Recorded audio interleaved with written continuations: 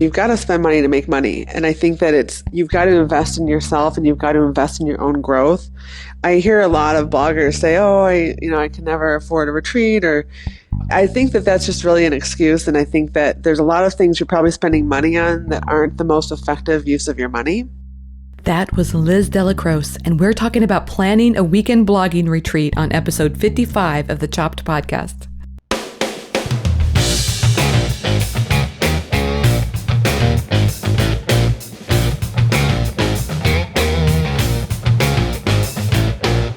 Hey everyone, I'm Marley of the blog Namely Marley. Thanks for joining me today for the 55th episode of the Chopped podcast. You know, this is the podcast designed for people just like you, bloggers who love food.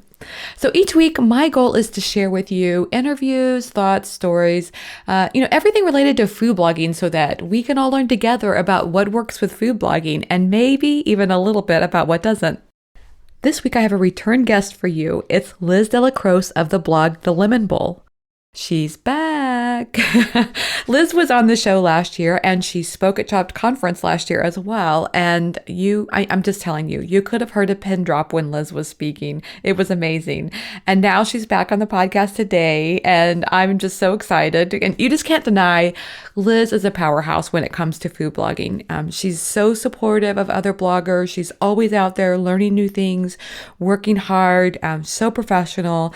And I know that she has just so much to offer everybody. So that's why one reason I'm really excited to have her. And she's just fierce. That's the word that I think of when I think of Liz. And it's not in a bad kind of way. It's in like the kind of way we all want to be fierce. That's just Liz. So Liz has been involved in planning weekend blogging retreats. And I wanted to talk with her about it because I thought it could be something that you would be interested in planning as well, because they're a great opportunity for a few bloggers to get together and just kind of talk to each other and learn from each other and just commune and get to know each other better. And it's just another great example of how people in the food blogging community really support one another. You'll notice some confusion about the name that I use with this because sometimes I refer to it as a local blogging retreat and sometimes I talk about it as a weekend blogging retreat. And one thing that Sean would tell you if he were to talk to you about me, which would be just to get used to this kind of thing, I switch words up all the time. But I really can't quite decide what I think about it anyway, because I want to call it a local blogging retreat because I want it to feel like something that you could organize. It could be very affordable for people to go to and very easy to put together. But then as Liz points out, none of hers have actually been very local. A lot of them she's planned have been in other states. So it is something that you could work together with other bloggers and plan, and it would be a destination kind of retreat, or it could be something that you have in your own living room. You just have lots of options that you could do with this, and Liz actually talks about several of those. So she really goes into a lot of detail about how to plan them, and I feel like you could leave this learning a lot and knowing how to put one together yourself. So I also asked Liz an important question, which is, has she done anything different in 2015 that's made a difference for her blog? And you are going to love her answer. I mean, of course, first of all, Liz is that kind of person. She's out there, she's traveling a lot, she's going to conferences, she's always learning new things and honing her skill and improving things. So she's got a great answer on some pretty amazing thing that she did in 2015. That's something I think we all need to work on as far as food blogging is concerned. So I hope you like that. And then I also have a little bit of housekeeping stuff, because I hope you signed up for the Chopped Podcast newsletter. We send out great stuff about each episode, along with some, general blogging. I like to try to include at least some food blogging tips that we have discovered throughout the week. So sign up for the newsletter. You can go to choppedpodcast.com. It's a new URL that we have for the site, and sign up for the newsletter. And also don't forget to mark your calendars for September 22nd through the 23rd for the 2016 Chopped Conference. Yay! Oh, do we have some great things that are in the works. I can't wait to talk to you more about that. But for sure, just know it's going to be another year of inspiration and learning and food. Of course, food. So let's get right to our feature interview with Liz. Get out those earbuds, turn up the volume, and let's talk about all things food blogging and so much more. Hey everyone, I'm happy to have Liz Della Croce of the site The Lemon Bowl on the show today. Liz, welcome to the Chopped Podcast. Hello, how are you?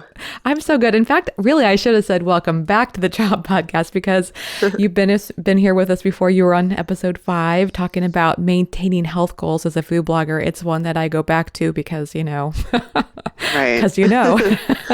Trust me, I know. Food and blogging, and some days are better than others because, man, some days, Exactly. yes, I made it. Usually I can like stay out of the cookies, but every now and then I'll make a batch. It's like, oh, those are really good. I know. Yeah. It's tough. It is, yeah. But today we're talking about something entirely different, and that is the topic of how to create a local weekend retreat for like a blogging retreat. And I'm really looking forward to talking with you about that. But first, I thought if you wouldn't mind just giving a little bit of a background for those people who didn't catch episode 5. Sure. So my website, The Lemon Bowl, is a healthy food and lifestyle blog. And it really just stemmed from my weight loss success story where I lost 65 pounds about 9 years ago now, and just how I've maintained it over the years and through 2 pregnancies as a busy mom of 2 now.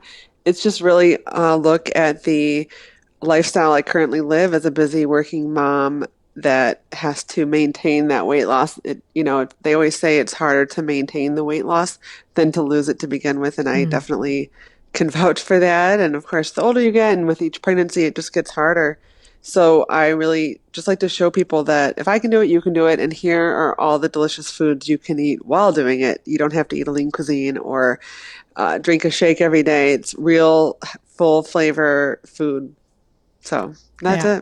it. I love it. And I think you even posted on Facebook recently, like you are reaching new milestones in that area. That's so cool. Yeah. Yeah. Thank you. Yeah, I'm impressed by that. And it's such an inspiration, especially to people who struggle with that and really want to maintain those. I mean, I really feel like when I am on top of my health goals, I feel strong. I could do anything. It does affect you. I really think that that's something that people don't realize. And sometimes we get too caught up in the superficial benefits of weight loss, like a skinny jean size or, looking good in a dress or impressing your friends. But it really, I think that the most successful people out there are the healthiest people Yeah. because if you have high energy from exercising and if you're eating foods that give you a lot of energy, you're just going to be a more productive, successful person. And I think that I just really think that that's true. Ah, that's great.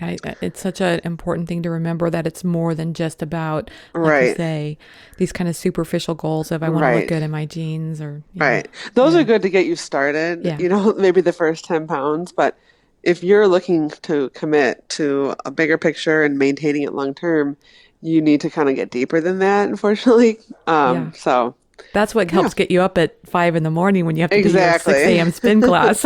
Right, exactly. Yeah, I love it. So, you also getting, it seems to me like success in other areas too. Like I noticed that you traveled a lot. I think you had a travel goal, didn't you? That you wanted to Mm, travel. yeah. Yeah, I travel. My goal was once a month, and it ended up being some months, up to 4 trips. I forget, I think it was maybe 29 out-of-state trips, but I really wanted to. My background is in travel and tourism and hospitality. That's really what my professional background is in before I blogged full time. And so bringing the travel back to the blogging world is basically a combination of two of my loves, food and travel. So that was a huge goal of mine to do that last year. And I definitely have gotten a lot of good feedback. And I did a reader survey asking how my readers felt about it. Did they want to see it? And honestly, I was surprised by how many people did want to see it and want to see more of it. So that will for sure be another goal for 2016. So So more travel for Liz, huh? yes. I love it because I get to live kind of vicariously through your Yeah. Facebook posts. It is fun, and I feel the same way when people I know travel. Yeah, I love following it and watching it. me too. You get to. I'm looking at snow right now, and it's fun to go on Snapchat and watch somebody in California. I love it. So Yeah. it doesn't surprise me too much that people enjoy it, but it's Yeah. always good to check. Yeah, that's true. That's true. So I noticed recently that you talked about, maybe it wasn't recently, but it was sometime in the last few months. Time flies, right? But Yeah. you did a weekend retreat for bloggers, and I thought that was such a brilliant idea. What inspired you to try to do that? Yeah, well, I've seen a couple blog, I had seen a couple blog retreats, the year prior, so Yeah. probably now late 2014. And I just thought it'd be a good way to have some quality time in a more intimate environment with some other bloggers that I really respect and want to get to know better. And so a retreat really is the best way to do that because unlike a conference or a press trip where a brand picks the guest list, you can pick who comes to your retreat. Yes. So, I can't pick who comes on press trips with me, and I can't pick if I get invited on a press trip or anything like that. So, and same thing with conferences, you can't really, force someone to go, Yeah. and they're usually too large to have as much quality time as you might like to have. Yes. That same is true for press trips, right? Like you don't always have Right. control over what's going Oh, on. yeah. You don't pick the agenda. Yeah. So, yeah, exactly.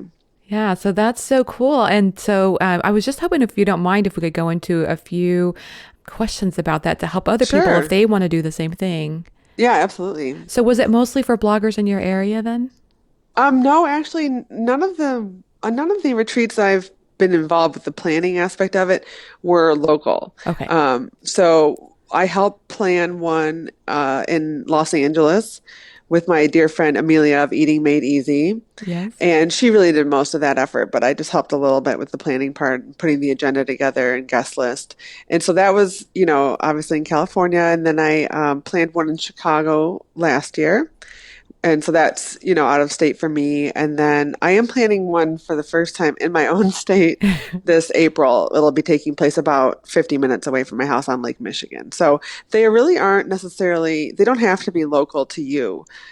It's up to you, though. Many people do host them in their own backyards. It really just depends on where you want to have the retreat take place. Oh, I think that's such a good point to make because it's easy for me to think of small weekend retreat and think, oh, you're probably only inviting local folks. But I love the idea of, maybe there's some people that you've been dying to work with, or maybe you've worked with them virtually and haven't met in person.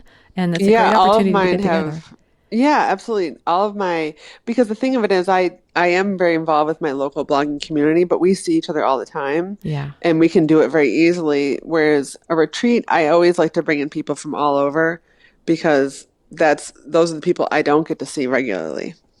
That's so cool. And are you able to, this gets kind of down to the nitty gritty, I guess, but, did you have sponsorship and then as a result, you didn't have to charge people to come or how did that work out? It actually worked out differently for every retreat. And that's the thing Of I like course. to tell people. I Yeah. know that unfortunately, there's no, here's how to plan a retreat, and this is the only option. Because the thing of it is, you could plan a retreat in many, many different ways. Yeah. And I think ultimately, you've got to survey the participants to see what they would like to do. So I've planned retreats where we paid out of pocket because the attendees didn't want to have sponsorship involvement because they didn't want to have to write, a recap blog post and, be Yes. committed to their agenda and, push their products. When you don't involve sponsors, there is that benefit that you can completely, have the flexibility and freedom to make the agenda however you wish. And you don't have the burden of having to write the post afterwards and all the work Yes. that's involved with writing a blog post and promoting it and all of Right. that and editing the photos. There's a lot of time involved with that. Yes. So that's definitely an option. And, in that instance, we just all split the costs. That's Um, nice. yeah. So, and I think that people need to realize you've got to spend money to make money. And I think that you've got to invest in yourself and you've got to invest in your own growth. I hear a lot of bloggers say, oh, I can never afford a retreat or, oh, I think that that's just really an excuse. And I think that there's a lot of things you're probably spending money on that aren't the most effective use of your money. Right. And if you kind of sit back and look at, it's tax time. So like, I know exactly where all my money went last year. This is a good time of year to look back and see what did I spend my money on? Maybe I could have spent a couple $100s on a retreat and gotten a lot more than what I spent on this service. It's so true, and I think I think it's probably one of the things that I learned from you last year when we talked is that, it's so easy as a blogger to almost be afraid of spending money on some tool or some Yeah, conference or whatever. And if you just change that mindset, if this was a business, so of course your business would be going to conferences, and of right. course you'd be spending money on a tool that saves you time. Exactly. Yeah, so And let's not forget it's a tax deduction. That's the other thing is like if you're So, making revenue, you want to offset that right. revenue. Exactly. Yes. Exactly. So, So it's a win-win for everybody. yeah, Okay, so totally. I have this mental process developing in my head. It's like the project manager and me coming out. And that is you kind of create a guest list of people that you Hmm. want to have come. And then you probably reach out to them and survey them and ask them these kinds of questions. Like, would you rather I try to get a sponsor and we don't have to pay as much? Or would you rather just split the cost and just go from there? Exactly. Yep. That's exactly. I think though, even before that, you need to pick people to plan the retreat with. So Oh, I've never planned a retreat myself. I always yes. have co-planners. Yes. So I recommend 2 to 3 people to plan a retreat. It's a lot of work that you're not getting paid for, and so you really want to make sure you divide that up. Ah, you mean getting help with something. That's good. Exactly. That's really good. And then that actually makes it a fun project to work on that way too. Exactly. It is fun. It's one Yes. of my most favorite things to do. That's why I keep planning them. And so, therefore, you're working with them to create the guest list, right? Because they have people they Yeah, want to like invite too. yeah. So for example, this upcoming retreat in April, we each just made a list of our 5 wish list bloggers to attend, Yes. and then we went from that. Oh, So that's so good. make sure there's no duplicates. And I think the other thing with the guest list, I really recommend inviting people outside of your circle because, you always have your circle. You text with them every Yeah. day, you email with them, you see them probably at conferences, or you probably are working with some of the same brands, so you see them on press trips. A retreat is a unique opportunity for you to have quality time with someone you don't normally talk to that isn't already in your circle. So that's something I really recommend people kind of branch out a bit. And don't get me wrong, it's fun to also spend time with your friends, but I would almost do that, plan a whole separate trip for that. Yes, I agree. It's so funny because I've seen that at other bigger conferences before where it's clear that this table of people knows each other and they Yep. stay together all the time. I think what I'm hearing you say is like step out of your comfort zone a little bit. Yeah, I'm a really big fan of that. I tend to be a pretty inclusive person, and I like to have a lot of different friends and a lot of different groups Yeah. because I really think that, well, life is just more fun that way. Yeah. And, um, that's just kind of always how I've been. I tend to just have a lot of different groups. And so, and especially just from a strategic standpoint, I like to invite people that have a big, diverse set of experiences and specialties. We all kind of have our specialties. Yeah. So, find someone that's really good at video, find someone that's really good at TV, find someone that's published a lot of books, or someone that's really good at photography or certain, Maybe they're Photoshop. rocking Instagram or something. Exactly. Yes. Versus just finding, people that are all just kind of doing the same types of things all the time. I really like to bring in people that are doing something different and, growing their businesses in different ways, beyond perhaps just like a recipe sponsor post. I Yeah. really want to learn new ways to build the career, basically. Yes. And I think that's called diversifying your revenue stream, which is awesome. Yes. Exactly. Is there like an optimal size for what you think is perfect for a weekend retreat? I think it just depends on the venue. Mm.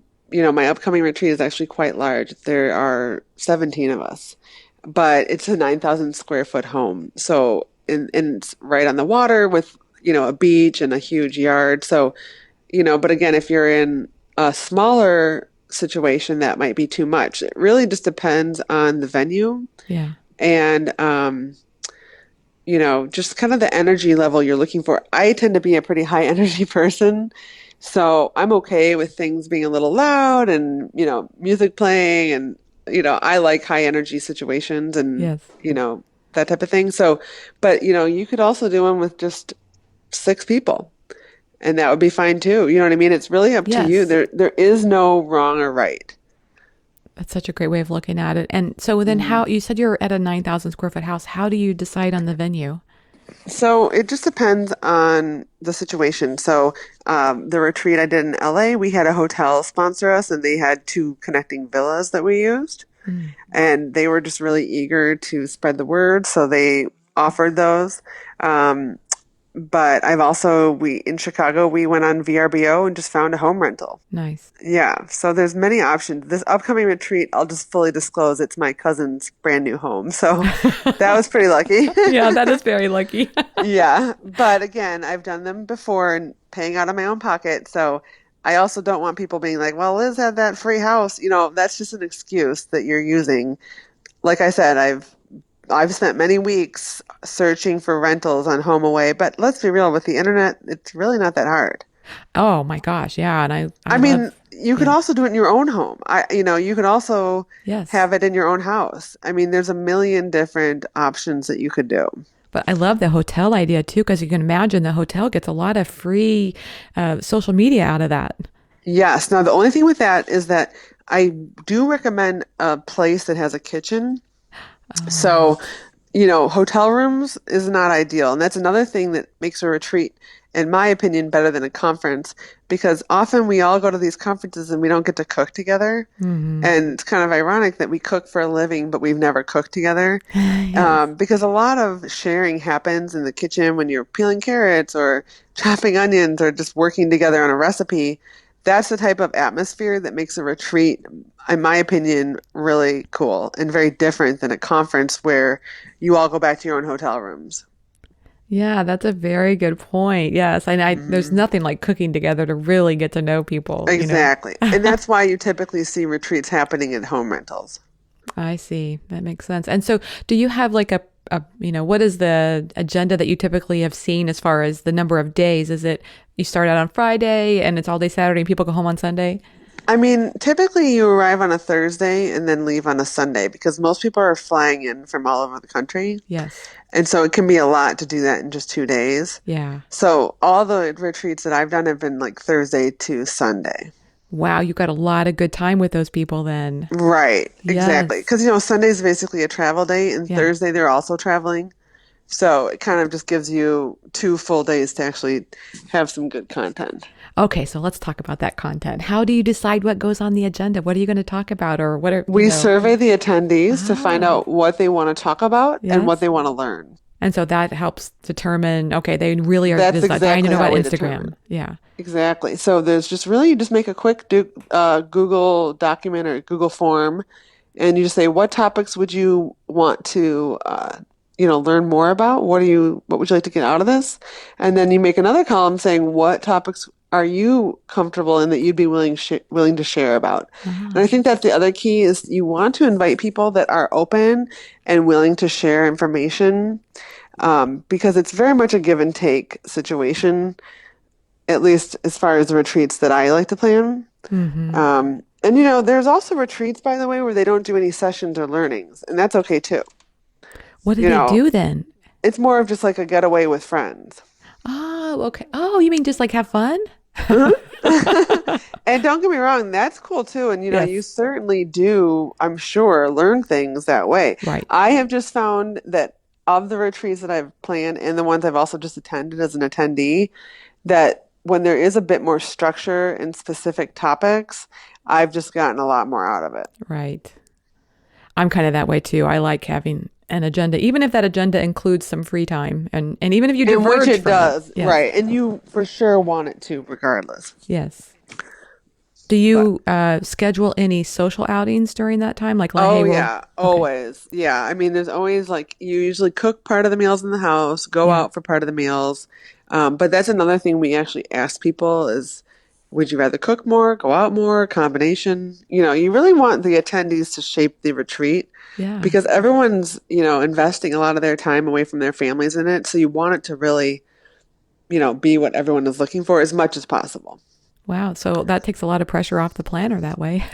It does, Yeah. although you'll find you can't please everyone as well. Oh, And right. that's also tough. You've got to just kind of learn that you'll never be able to put together the perfect experience for every attendee because Yeah. everyone has different ideas of what they're looking for. Yeah.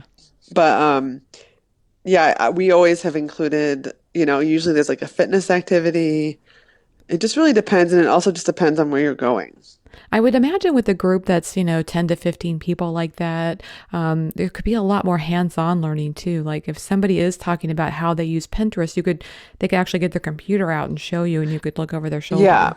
Yeah, that's pretty much what the sessions look like. Everyone has a laptop with them, and the leader has theirs out, and we all just kind of hover around, or, it's very much hands-on learning.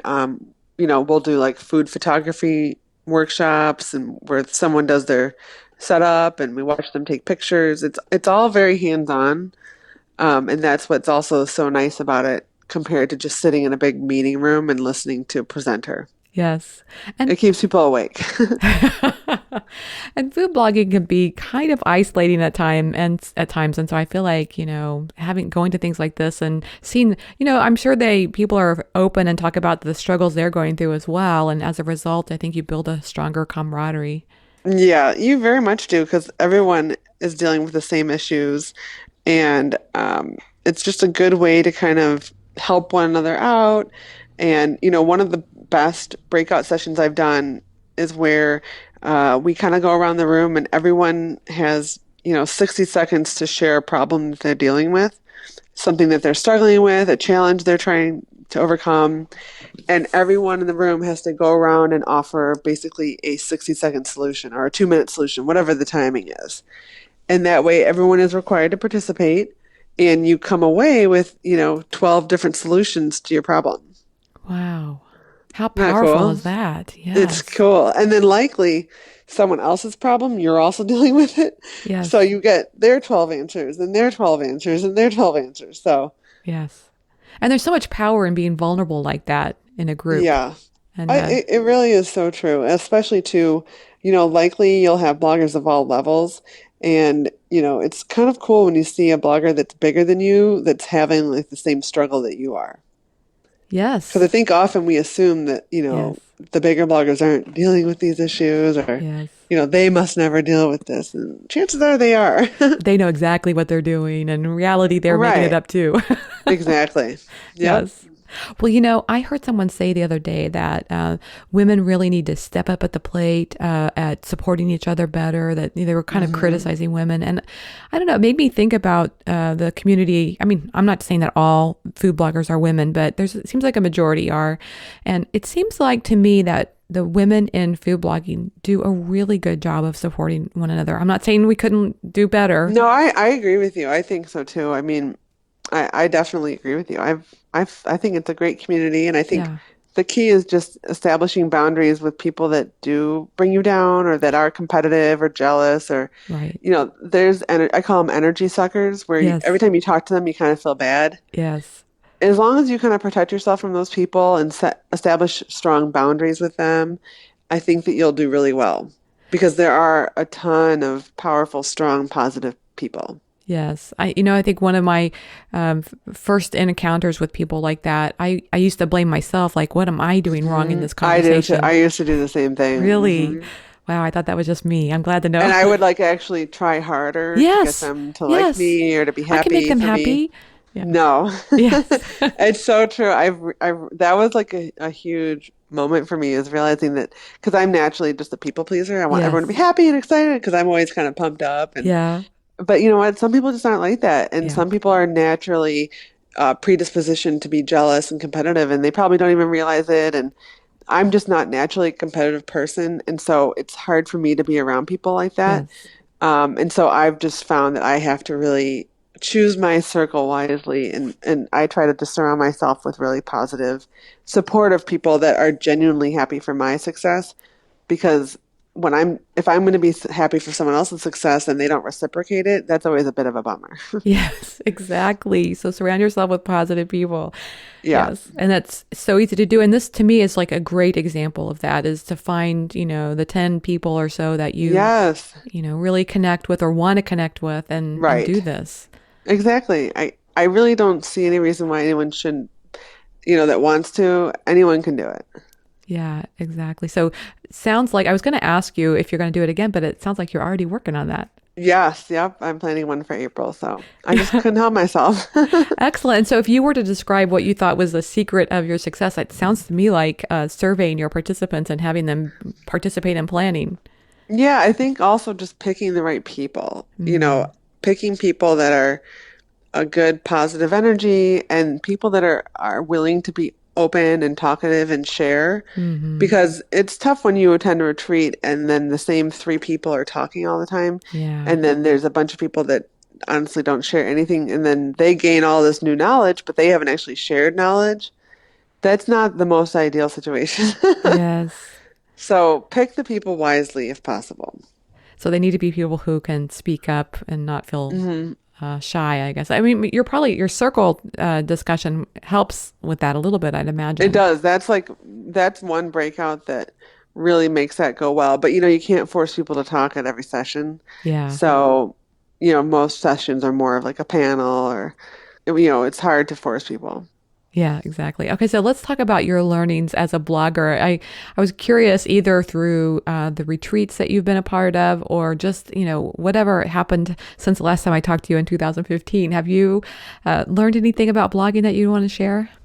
Yeah, one big thing that I learned is that it's okay to outsource things that you don't enjoy. So Oh I my recently gosh. outsourced all of my photography. And it really was just the best thing I've ever done for my business. And, I think because so few people do that, I was hesitant at first, but I really just kind of followed my gut. And it was just a really good learning to know that first, just because other people aren't doing it doesn't mean it's not a good idea. Yeah. And it's okay to be kind of ahead of the curve of something that maybe not everyone's doing yet. Because you know how bloggers tend to, Kristen always talks how bloggers are like sheep and they follow in herds and things like that. Like right now, everyone's doing videos on Facebook and things like that. Yeah. And I think because of that, when I don't see a bunch of people doing this, I think, wait, am I missing something? Is this a bad idea? But I've learned that it's an awesome idea and it's the best idea I've ever made probably for my business. So, Well, I'm with you because I kind of did that in that I work with Sean now to do the photography and it was really right, hard at the beginning, but now right. we've got it down and we work really well together. Exactly. Yeah.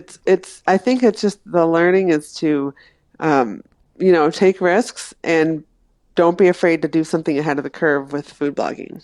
Can I give you a confession, Liz? What? I feel like in some ways one of the reasons it was so hard to give up the photography was that I wore this like a crown that I did Hmm. everything. You know what I mean? Oh yeah. And I think that so many bloggers do that. Yes. Everyone, I know so many bloggers that not only blog, they have full-time jobs or they're Yes. homeschooling 4 kids and cooking dinner and, a million things. And I think that, you know, Rachel Ray doesn't take her own pictures. Martha Right. Stewart doesn't take her own pictures. Yeah. Why do we feel that we have to do every single thing? Because I feel that if you do try to do everything, you're probably sacrificing something else, whether it's your time with your kids or quality time with your husband, or even just, maybe you're writing because you're spending too much time on something else. Or even like for me, the photography always just gave me so much anxiety. And so Mm. I just now have like that huge weight has been lifted off my shoulders. And I have to believe that's only going to help my business and my writing and everything Yes. else. Yeah, I actually heard somebody at the end of 2015 say that a good goal for 2016 is to be more of what brings you alive, what more of yourself. Yes. Exactly. And like for example, for me, travel is a big part of that. Yes. So by outsourcing my photography, I'm able to take on more travel opportunities. So Yes. that's a perfect example of that. And there's a lot that goes on in the photography. It's not just the taking of the shot. It's, the No. setting, it's the Mhm. the tags, it's the post-processing. There's a lot that Yeah, goes on. there is. And yeah, absolutely. It doesn't mean, yeah, Yeah. there's still plenty to do. There's Yes. nothing, I don't feel any less accomplished or, honestly, I honestly just feel like a more savvy business person, to be honest. Yeah, powerful. I love it. Hmm. Cool. So, okay, so here we are at the end of this interview. So, what's coming up next for you? Anything you can share? I did not, I mean, there's really not too much. I always laugh at that question. What's next? I'm going to be on the Food Network. No, I'm not. But I It wouldn't am one surprise me. thing, you're sweet.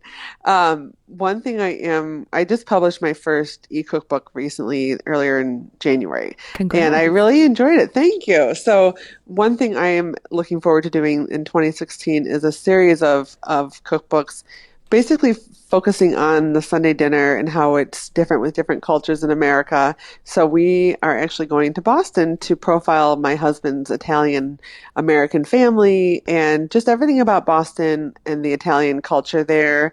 And it'll include obviously his family's recipes. And I'm just really passionate about profiling people that really still make their recipes from their heritage and value a dinner that takes a few minutes to make and, Yes. all about the Sunday dinner. So we'll be doing a series of those throughout the year, and I'm really excited about it. Oh, that sounds really exciting. I can't wait to hear more about it. Thank you. Okay, cool. So just a couple, I love to ask these questions at the end of the I interview. know. And I had to tailor these a little differently because, you're back. Right. So All right.